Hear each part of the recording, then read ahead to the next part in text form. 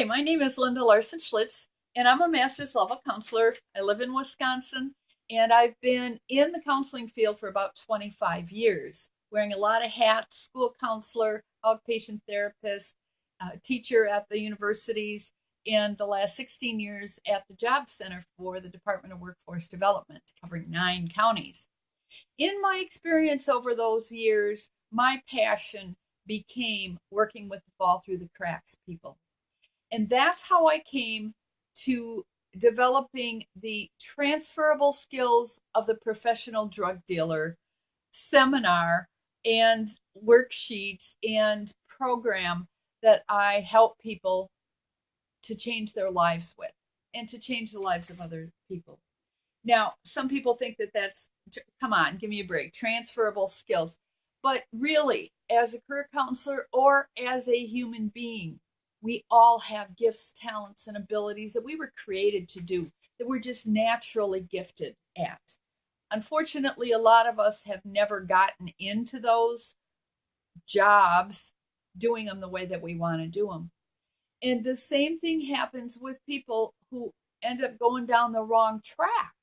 For whatever reason they got there, for whatever led them to make bad choices to get into dealing drugs.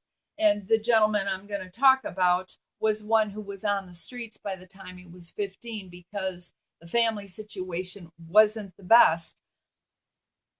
Was in like Racine. I'm not really even sure I remember where he was from. But when he came to me, sent by his probation officer and the jailer, because they just had this sense that he was somebody that was worth saving, somebody. Oh, and I hate that some people they don't think are worth saving, that anybody thinks isn't worth saving. But this fellow, they just had a feeling that he was really serious about turning his life around. So I sat down with him and I said, what do you have? What's your background? What kind of work have you done in the past? He said, oh, I've never worked. I'm like, what? What do you mean you've never worked? You're 25 years old. What have you been doing? Well, he's been dealing drugs. That's it. And 10 years. He didn't get caught until he moved to Wausau. So 10 years of dealing drugs. Well, I said, were you any good at it? I mean, well, he was making about $3,000 a week. Wow. Okay. That's a lot of money. So he must have been pretty good. And you don't make that kind of money by yourself. You usually have employees, right? Employees that you work with. So he was a managerial supervisory. He did customer service and sales. He did manufacturing. He did weights and measurements and shipping and receiving. You've got to get creative. And that's what this seminar, this workshop is going to be about. So I hope that you will sign up. My workshops are going to be usually 1 hour, and you'll get a continuing education unit if you are a counselor or a social worker or a mental health provider. This will all count because I make it relative, dealing with the mental health and how to look at people differently. And more importantly, how to get them to look at themselves differently. Because if a person doesn't look at themselves as someone that's worth changing or worth doing something different, then you're going to be beating your head against the wall.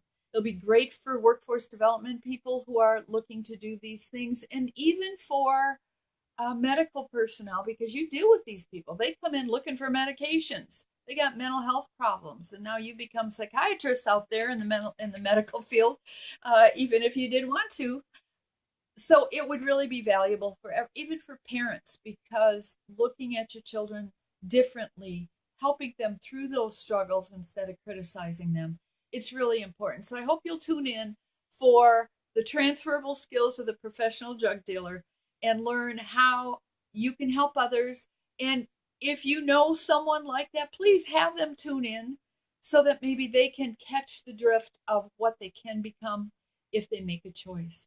I was one of those people 38 years ago, almost 39 now.